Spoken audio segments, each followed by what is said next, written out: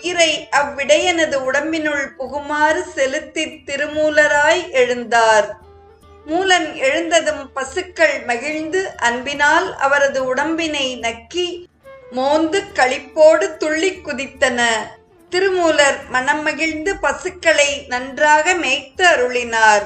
வயிறார மேய்ந்த அப்பசுக்கள் காவிரி ஆற்றின் துறையிலே இறங்கி தண்ணீர் பருகி கரையேறி சாத்தனூரை நோக்கி நடந்தன.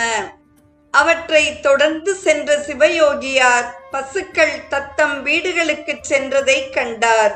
அதே சமயம் வீட்டிலிருந்து வெளியே வந்த மூலனின் மனைவி மூலனின் வடிவிலிருந்த சிவயோகியாரை வீட்டிற்கு அழைத்தாள்.